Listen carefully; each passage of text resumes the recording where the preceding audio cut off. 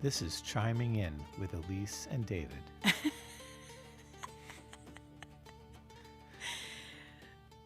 When our fourth child, Flora, was pretty young, she was very hesitant one summer to go to summer camp, day camp. And even though all her friends were going and everything was going to be familiar, it was at the same location as her regular school or preschool. I don't even remember how old she was. She was so resistant and so fearful.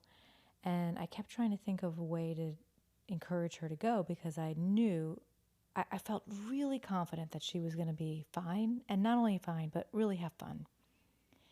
So I forgot exactly how I convinced her that that was what was happening. It was just like mandatory, just for her to try. If it backfired, fine. But otherwise, she needed to try. And I told her, you're going to go, and I really believe you're going to realize that everything's awesome and you're going to have a really fantastic time. It's not going to be just okay. I think you're going to love it. And I think you're going to have a confession when you get home. And she said, what does that mean? I don't know what that word is. And I said, when you get home, I think you're going to have a confession to make. I think you're going to say, Mom, Dad, I have a confession to make. I loved it. And it's going to be awesome. And so she was tickled by that.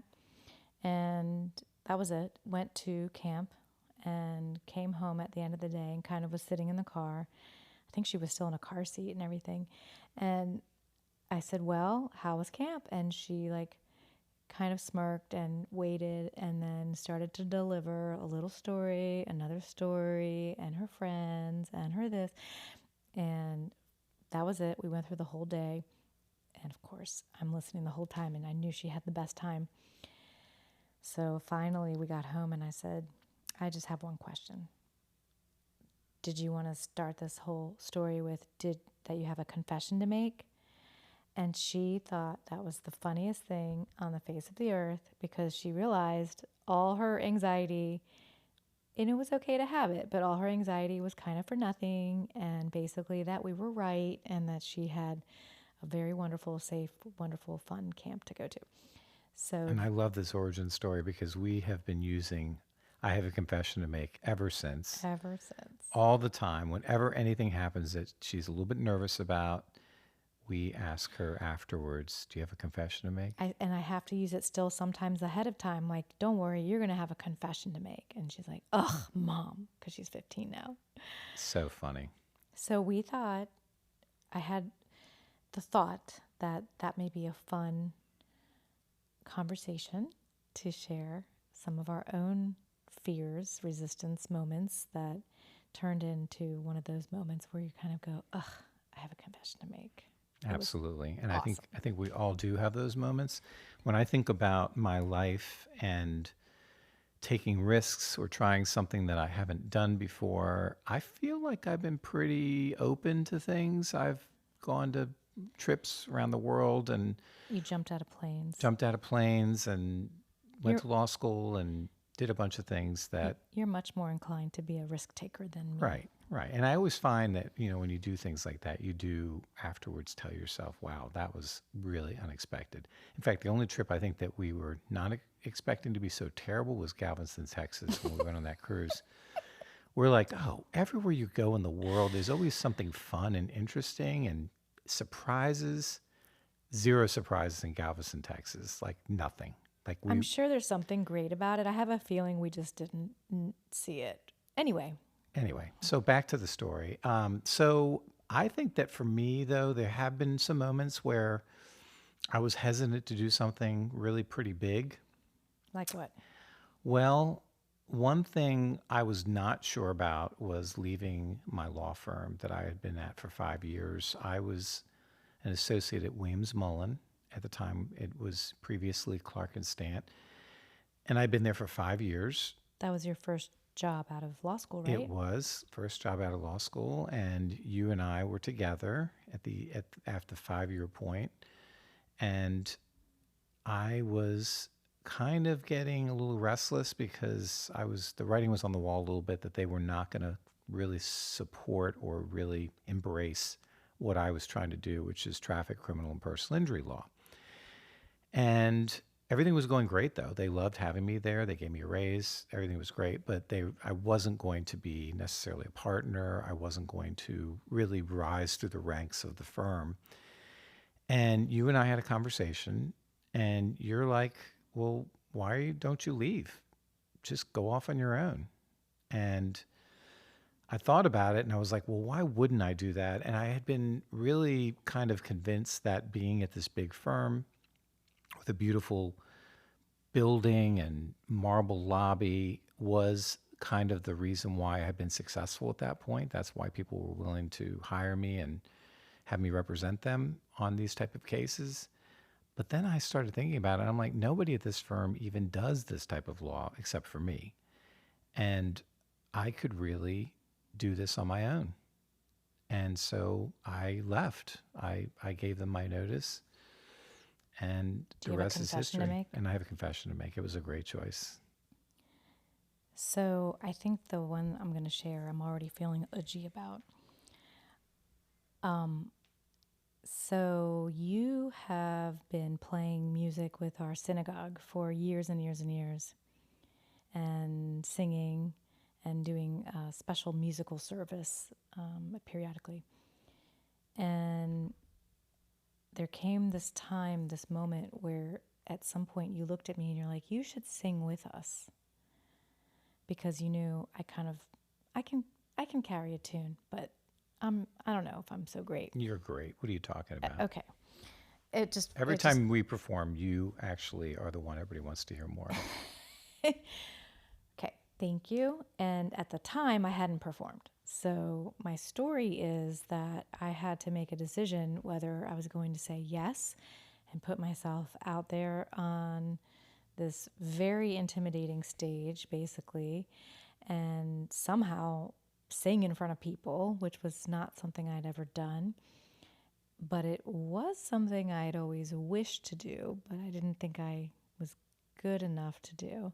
So, fun fact, all my early years of birthday wishes growing up, this is so embarrassing.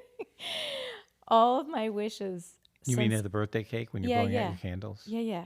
And you're not supposed to tell. Right. You're not telling anybody, are you? Oh my God. I am telling. I'm All right. telling. Well, I think we've read between the lines. You didn't actually say anything, but I think we understand. No. My birthday wishes always were the same for whatever reason. And that was that I wished I could sing. Like sing, really sing. Like when someone really can sing, like you can see their whole body, like it comes up Like and out. Adele Like singing. Adele, yeah. Well, anyway, any human that can sing, amazing.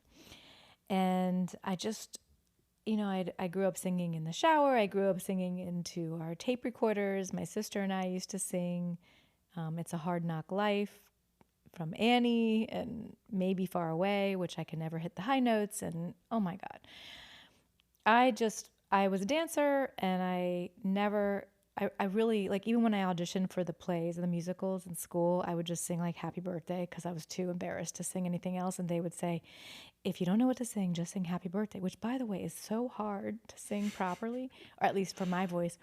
So, anyway, fast forward, and I agreed to sing with you and got on the stage, and I think it came together because people came back and wanted to, see us again and again. And then you didn't know that I was dying inside, but the confession is that it was actually really fun and I really enjoyed myself and I was really glad that I did it. And then my favorite part inside my heart when it exploded was after that first day of us singing together, you looked at me and you said, your wish came true. Do you remember that? I do. Oh my God, that was awesome. I didn't even think about that. It was the furthest thing from my head, and you thought of it and remembered it. It was really sweet. That is a great confession. So, yeah, anyway, I think that I would like to just take a moment to talk about kind of the psychology behind what is going on there, even though at first it was just a really sweet, funny story about Flora. And then I mean, I think we can all relate to that fear and resistance.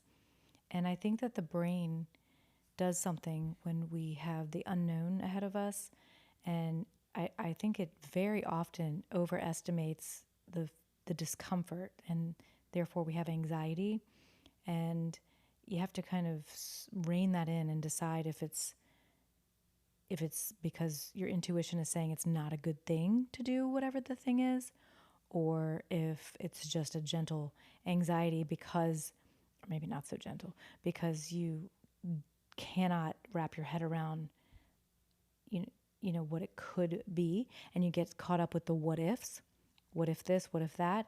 And I was speaking to somebody recently, and I told him, he kept saying what if, and I said, you know what, you're saying what if, and you have the negative story on the other side of it.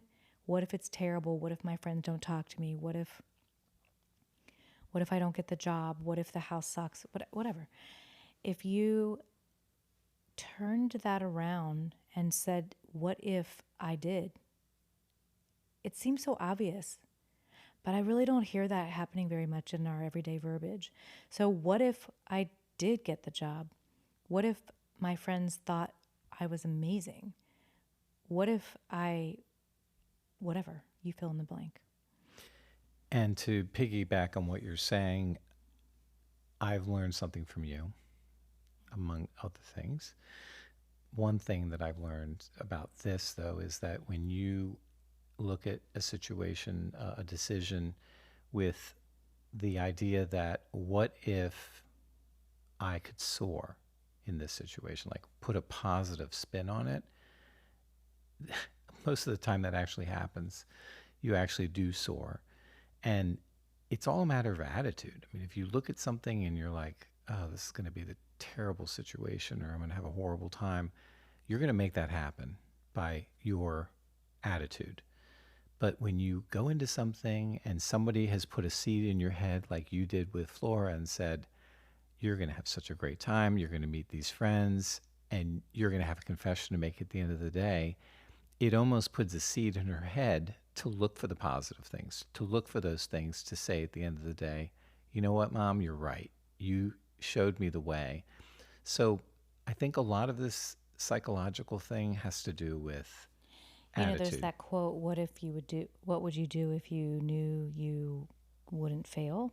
Or something like I that. love that. I I love that love quote. that. Well, what would you do if you knew you would love what you were doing? So basically, I think the long and the short is trying something new, even if it's out of your comfort zone, is one of the best ways to expand as a person.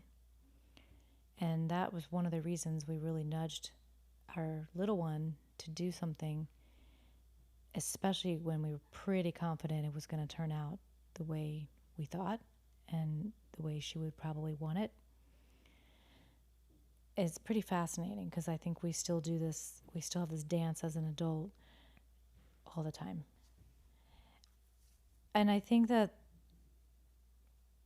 repeating our daily life in a regular, ongoing manner, it is a way to dull the senses accidentally, inadvertently. That's not our goal is. Do you think that's why it's so much fun going on vacation? Because Of when you course. go somewhere new, a new city, new experience, you're in a new environment, new house. If you're staying at a house or a hotel, you've got all these brand new experiences that it's like wonder, like around the corner, what's going to be around the corner. Right. And so, what I want to make a point of today is that you can experience that sensation, and you can bring that to your body and your mind and your spirit every day. And you just have to be mindful to do it. And that is actually, I found something in my notes while we were just talking on my phone. It's like a little, I guess I was writing like a little, I don't know what it is, like a little mini essay. And it says, go out and come back in. My office diffuser is pumping lemon, lavender, and peppermint, and I just lit and blew out a stick of Palo Santo. After a few minutes, I wonder if I have COVID because I can no longer smell any of it. I finish what I'm doing and decide I need a cup of tea. When I come back into my office, I'm hit with every bit of each of those smells. I feel invigorated. And then I realize they were always there, but I got used to them, and I could no longer smell them. And it was just that fast. What else do I get used to? How can I go out and come back in? I love that. And I also think about when I hear your poem, I think about sometimes when I play this little game with myself when I'm walking with you and we're looking up at the sky and we're looking around the trees in our neighborhood, which we do often because we love to do walks. And I kind of look at the sky as if I'm looking at it for the first time, and the trees and the little whatever animals running around. And it just gets you so excited when you actually take the time to really look and see what this world is around us. It's like we get so excited when we think about going on a trip or a vacation and not having the normal life. But as you said, that life is there for us every single day, right outside our door. So, can I tell you a secret? Of course. Another secret? I have a confession to make. What's that? So, for years and years and years, I started to tell people when they said, "Hey, how are you?" and "Good," and how's it going? And I didn't know what else to say because I don't like that question. It's very open ended and it hurts me. And so especially when the kids were little, I'd go, "Oh, every day's new," because it really fulfilled two things for me. One is it was my truth. Every day was so new. I didn't know what to expect. The kids were always throwing us for, giving us a run for our money. And the other was because I really believe it. So I'm a little, I don't know, we're just getting to know each other on this pod, but I look at life really unusually. I every single day that I open the back door and let the dogs out, that air hits me and I take it in like it is the most amazing feeling, whatever the temperature is, smell, whatever. I take a moment every day. And I told you a couple weeks ago, make sure I go outside just in case I forget. Because in case you're the one who let the dogs out and I didn't get out there because it changed my whole day, my whole morning. And I already am a morning person, so I'm good. And I don't know how to explain it, but every single thing I do, especially when it comes to being out in nature, of just my backyard, I don't have to go anywhere. I find it to be the most magical of magical things. And it's literally just my daily life. And so that is something that I do. I don't have to go to Portugal, although that was fantastic and I highly recommend. But like highly. But I will say that I remember telling you one of the reasons that this vacation feels so cool and special and unbelievable is because we don't know what's around the corner or we don't know what this restaurant is. So it has this level of excitement and it's that first time. It's like that beginning of the relationship, right? And I said to you, what are we going to do when we come home so that we can create this atmosphere or this feeling, this vibe inside of us every day, or at least a hell of a lot more often? Because I don't think we have to wait for the vacation. And we agreed. And I remember thinking, we're going to do this on the walks because I'm going to look around and I'm going to pretend like I've never been here before. And it's a little trick. So we never talked about this before, but that is a confession that I have, that I also pretend I've never walked down the street the same way, that it's a new place, new everything. And for me, it is. I really believe every day's new. So that smell is the air is familiar and so wonderful and comforting, and I love it. Also, that bird never flew across my vision today, any other day except right this second. I think that what you're really talking about, though, is being aware and being awake. And I think that a lot of times we are asleep in our lives and we are doing the thing that we always do, and we're not really looking at the wonder in the world around us. So, what we're talking about is being awake and aware and mindful of the things that we look at every day in our lives. Grateful. And it can be a entirely new experience because every second is a new experience. Right. And couple that with actually going and doing something a little out of your comfort zone, maybe once a week or whatever you can kind of afford to do time wise. And Do it you doesn't, remember a couple of weeks ago we went to the farmers market at the oceanfront, and we went there and we're like, what is this? We have missed this. It's every week. And we're like, they're selling things all up and down the street, and there's music, and there are booths of people selling and we handmade were things. so like tripping because if we were anywhere on vacation, we would be looking up markets like that and would be like trying to time our vacation so we could go hit a market like that. And here we have it in Virginia Beach every week. It was like we're the last people. The joke's on us. That's right. And we end up going a couple weeks in a row there too, Yeah. and seeing the same people. It was great. Highly recommend. Yeah. Okay, so I have a gripe. And A gripe? well, it's a little bit of a gripe. And I think that there are probably a lot of people out there that have this similar gripe. There's a good chance we're going to delete this. No, you're going to love this. So, I've come home from a day of work. You've come home from a day of work. And we are trying to figure out what we're going to order for dinner at a restaurant. And I say, Elyse, what would you like for dinner? And you say, what do you say? I don't know. What do you want? Exactly. And then what happens? I give you a list of 10 restaurants, No. 10 types of food. No, you give me the 3 types of food that I don't really want every single time. This is a stupid conversation. No, I don't. I give you all the different options, and you're like, no, I don't really want that. No, I don't really want that. And I say to you, then you tell me what you want. And you're like, I don't really care, whatever you want. Is that not what happens? This is dumb. Okay, so those people made a video about this. That's dumb.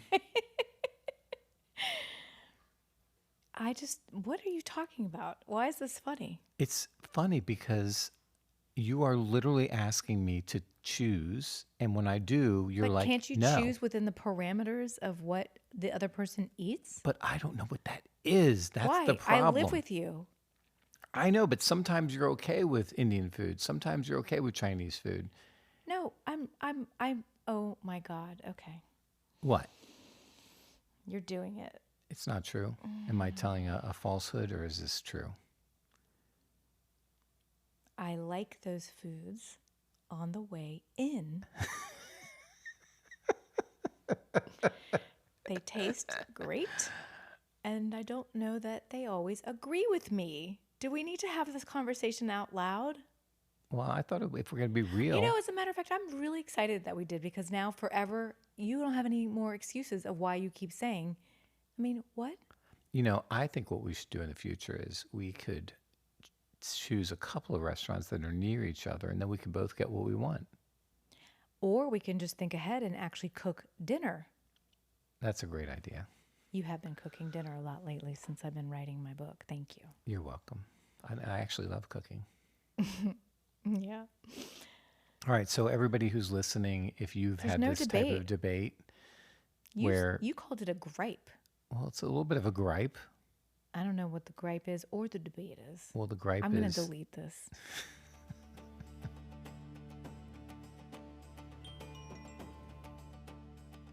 it is about to be travel season. A lot of people taking trips over Thanksgiving and Christmas. And Elyse, do you have any travel stories that you'd like to talk about? Well, Maybe about our trip I to, have a what not to do. oh, what's that? So we had an amazing trip to Europe this summer and took two of our four kids, and one of them was already over in Europe. So we were meeting her. And I had the great idea of flying this wonderful airline, Norse Airlines, which actually we really had a wonderful flight overseas. Yeah, They Norse have, is great because they have these seats that allow you to recline, but they're not like first class, but they're still yeah, like comfortable. yeah, it was pretty comfortable. They are kind of first class. It's just not like that awesome business class stuff. And the Right, price was, you know, similar to what we were going to pay if we were just in a regular airline. right, The, the trick was that they take off from New York at like 12, 11 midnight. right. So Okay. It's 12, 12, 11. 11 So a.m. after midnight. Yeah. So no big deal. We're like, oh, amazing. So we'll go up, we'll be in the city, we'll have an overnight, and we'll just walk the city. We'll leave our luggage at the hotel. We'll walk the city, get really tired all day long, and then we'll get to the airport, whatever, 3 hours ahead for international, and it'll be great the Right. next day. So we did that, and we went up to New York City, We and saw a we saw a show, show and had a great meal, dinner. really nice meal. We're out at we're out till like, I don't know, what, 11:30 or something. Sure. We're getting back to the hotel. We're with our two kids, And we're getting ready for bed. and as I look at my phone and I see that it says 12 o'clock. I can't even tell. It just says 12 o'clock a.m. My phone switches to June 13th, which was the day of our flight at 12:08 a.m., 8 minutes And you later. said, David, I have a terrible feeling that I feel like Dave, we I were supposed to think be at the airport right now. you were like brushing your teeth, and I'm like, Dave, I think I messed up. And you're like, yeah. And you're not even listening. You're not even paying attention. And I was like, yeah, so I think I made a really big mistake. And I did. I'm so dumb. I can't believe I did that. I'm so meticulous when it comes to stuff like that. And I don't know how we missed this, and I don't know how I missed it. I don't know how you missed it. I don't know how anybody missed it. Well, I never looked at the tickets. I just assumed that No. you had We the right booked day. it at the. No, we knew what we were booking. We just didn't realize it all the way through. We didn't realize that we were booking it for the wrong day. Right. Well, it turned out great Yay. because we ended up getting tickets on the next flight, the next day. Turned out great. We don't need to talk about the rest. But yes, so don't do what I did. If you ever have a 12, midnight flight in your head, if it crosses that midnight number, it's the next day. Duh. Oh my God, that's all. That's But it. listen, yeah, safe travels. And we'll be dropping one more podcast the Tuesday before Thanksgiving. So we'll talk about some, I don't know what, that day. That's right. All right. Thanks. That was fun.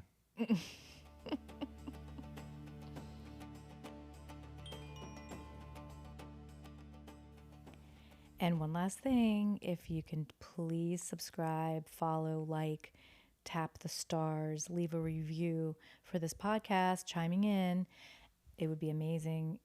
That little click does so much for us to be able to be seen and heard.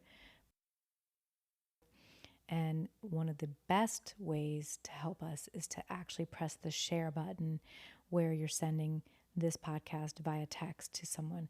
So if you don't have someone that you can think of that might like it, can you just send it to your spouse or to someone else's phone in your house?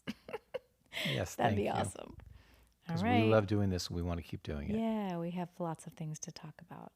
Also, we invite you to send your confessions or any other comments or ideas for topics to us at our email, which is chimingin911@gmail.com. That's chimingin911@gmail.com. Thanks for chiming in. See you next week. Bye bye. Same chime, same place. Sorry.